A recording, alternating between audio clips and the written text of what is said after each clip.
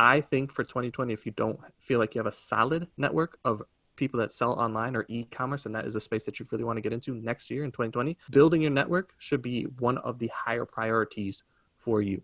It's saved us thousands of dollars. It saved us a ton of time, headaches, stress.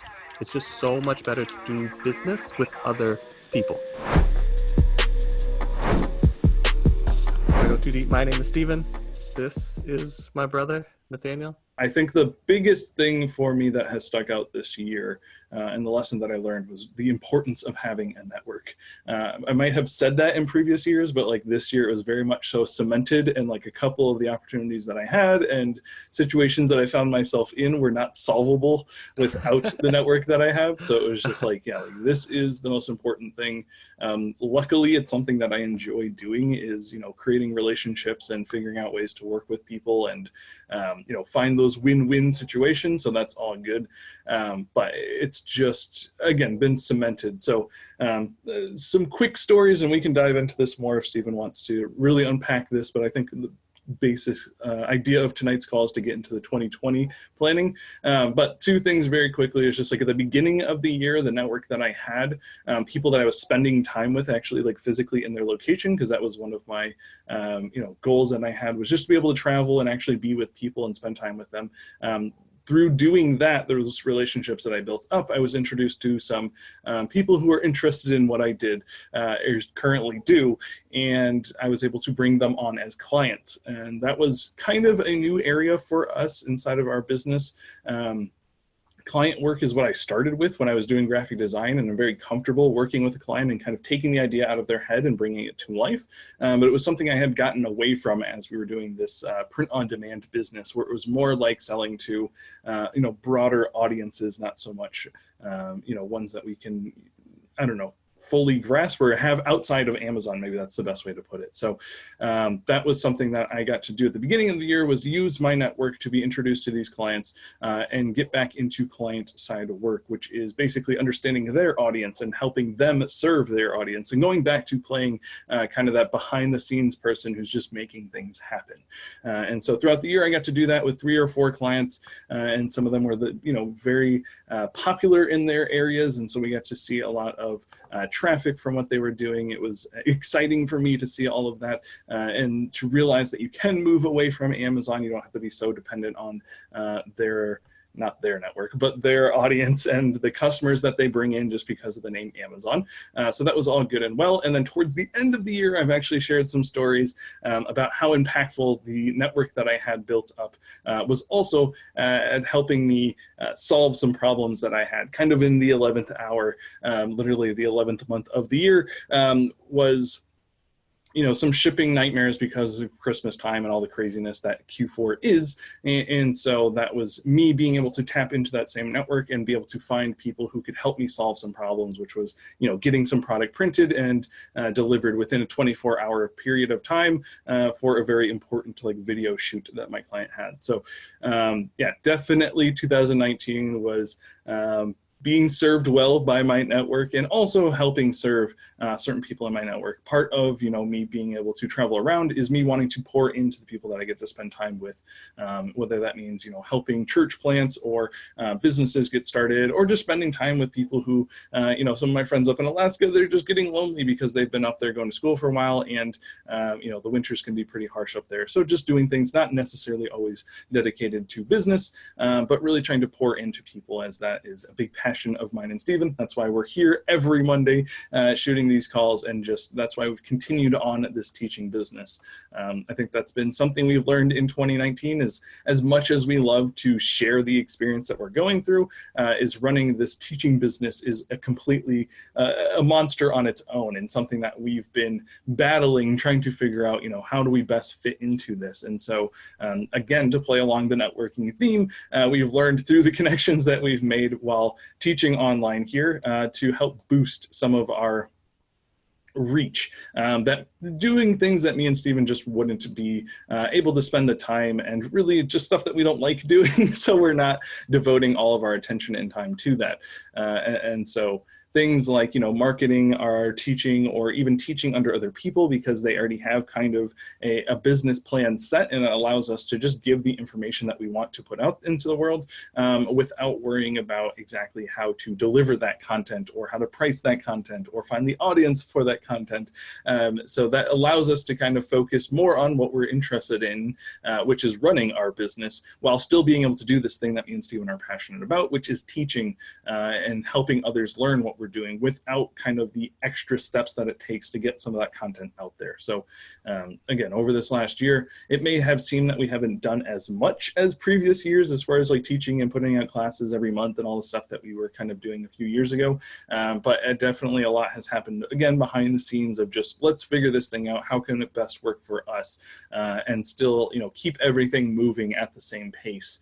That's one thing that I think me and Stephen do well, is balancing all these plates that we have spinning. And now that we've more clearly defined that we kind of have three branches of one business, it's allowing us to realize, okay, we can't be, every single person in those three branches. So we kind of have to, and back to an idea that we've talked about in the past, wear certain hats in certain branches of the business, and be willing to let go of some of the power and control in certain areas, so that we can bring in more people who are going to help us grow quicker than we could if we were just doing it ourselves. And that alleviates some of the stress that we'll have, and share some of the passion that we get to use in our business. If someone is very passionate about marketing and making sure that the right people find the right content, which is not something me or Stephen enjoy doing, then they can help us with that, and that can be their sole focus. So I think with that, everything that Nathaniel said, the biggest takeaway is that network. He kind of went a little all over the place, but it is that impactful. It allows us to do so much. I think my 2020 vision lies in perfectly with the lessons that I've learned in 2019. And to just double down what Nathaniel said, the network has gotten us out of so many tough spots. It's helped us grow our business, multiplied multiple times over, just because of and having an idea, being able to reach out to somebody and have somebody else help us with our vision, or we help them with their vision. Something that we're currently going through right now.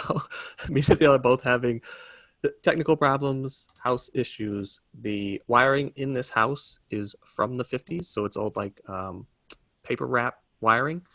It shorted out a few times. I've gone and fixed it. Somebody came in and bought the house after the original owner had it, and done a lot of repairs that were not up to my standards. I guess they work, but small things go wrong. So the kitchen light went off.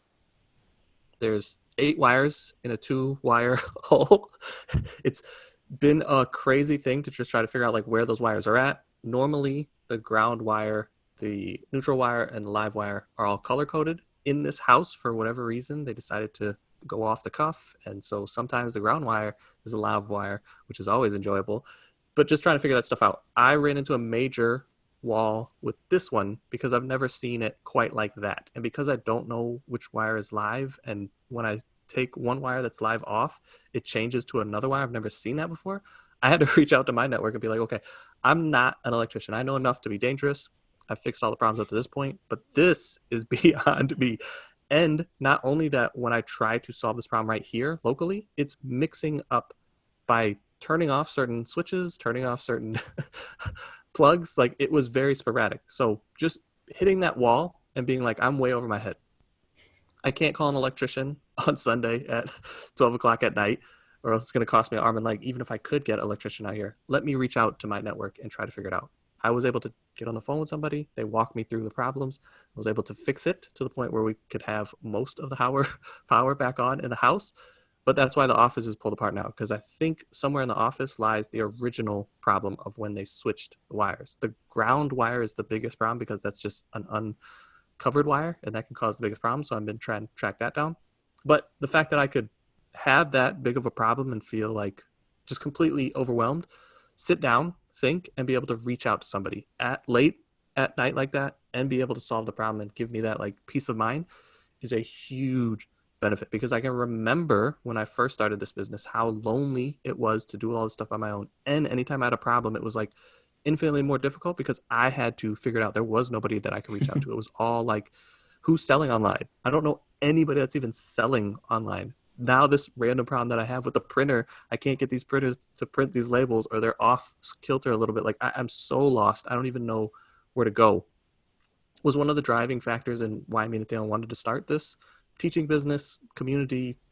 And I think right now it's in an evolutionary state, but we call it the teaching business. It's just us coming and trying to help as many people as we can through all these different lessons that we're learning. I think the biggest lesson that we learned in 2019 is having a solid network. If you, even some of the people that we talk to say like, oh, we don't have a network. If you really think about it, I think everybody has a network. I think for 2020, if you don't feel like you have a solid network of people that sell online or e-commerce, and that is a space that you really want to get into next year in 2020, building your network should be one of the higher priorities for you.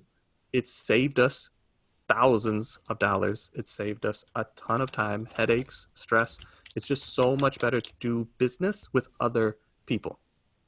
Relationships, we always feel, is like the number one driving in our business, but me and my brother are business partners. There's been so many times, even the last week, that we've come up with problems and I've had to rely on Athena, or he'd had to rely on me.